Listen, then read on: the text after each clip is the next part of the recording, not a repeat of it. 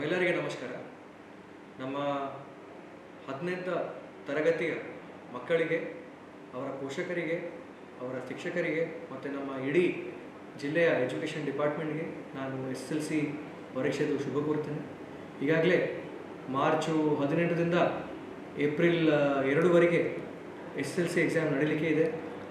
ಹಾಗಾಗಿ ಎಸ್ಪೆಷಲಿ ನಮ್ಮ ಮಕ್ಕಳು, ನಮ್ಮ ವಿದ್ಯಾರ್ಥಿನಿಗಳು ಯಾರು ಈಗ ಈ ಎಕ್ಸಾಮ್ನ ಬರೀತೀರ, ತಾವು ಯಾರು ಕೂಡ ಸಿಕ್ಕಾಪಟ್ಟೆ ಈಗ ಆ್ಯಂಕ್ಷಿಯಸ್ ಆಗಿ ಚಿಂತೆ ಮಾಡಿಕೊಂಡು ಪ್ರೆಷರ್ ಎಲ್ಲ ತೊಗೊಳ್ಬಾರ್ದು ಅಂತ ಹೇಳಲಿಕ್ಕೆ ಬಯಸ್ತೇನೆ.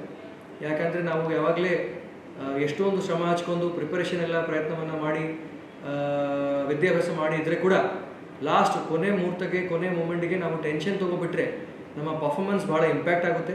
ಹಾಗಾಗಿ ತಾವು ಈಗ ಭಾಳ ಒಂದು ಒತ್ತಡ ಫ್ರೀಯಾಗಿ, ಪ್ರೆಷರ್ ಫ್ರೀಯಾಗಿ ಇರಬೇಕು, ನಂಬರ್ 1. ನಂಬರ್ 2, ಅದರ ಒಟ್ಟಿಗೆ ನಾವು ಕಂಪ್ಲೇಸೆಂಟ್ ಕೂಡ ಆಗಬಾರ್ದು.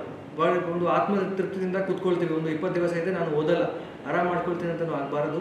ತಾವು ಸ್ವಲ್ಪ ಪ್ರಾಕ್ಟೀಸ್ನೂ ಮಾಡ್ತಿರಬೇಕು. ಎಸ್ಪೆಷಲಿ ತಾವು ತಮ್ಮದು ಎಕ್ಸಾಮ್ ಈಗ 10 ಗಂಟೆಯಿಂದ 1:15-1:15 ತನಕ ಇರುತ್ತೆ. ಆ ಟೈಮ್ಗೆ ಡೈಲಿ ಸ್ವಲ್ಪ ಪ್ರಾಕ್ಟೀಸ್ ಮಾಡಬೇಕು. ಯಾಕೆಂದರೆ ಆ ಟೈಮ್ಗೆ ತಾವು ಎಕ್ಸಾಮ್ ಹಾಲ್ದಲ್ಲಿ ಆ್ಯಕ್ಚುಲಿ ಹೋಗಿ ಅಲ್ಲಿ ಕೂತ್ಕೊಂಡು ಎಕ್ಸಾಮ್ ಬರೀತೀರ.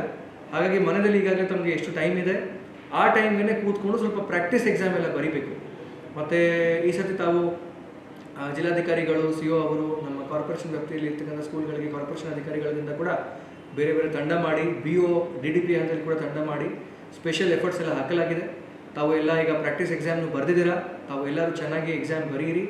ಮತ್ತು ತಮ್ಮ ಪೋಷಕರಿಗೆ, ತಮ್ಮ ಕುಟುಂಬರಿಗೆ, ನಮ್ಮ ಜಿಲ್ಲೆಗೆ ಒಳ್ಳೆಯ ಹೆಮ್ಮೆ ಪಡ್ಕೊಳ್ಳುವಂಥದ್ದು ಎಫರ್ಟ್ಸ್ ಹಾಕಿ ಮತ್ತು do us all proud. All the very best. Jai Hind, Jai Karnataka.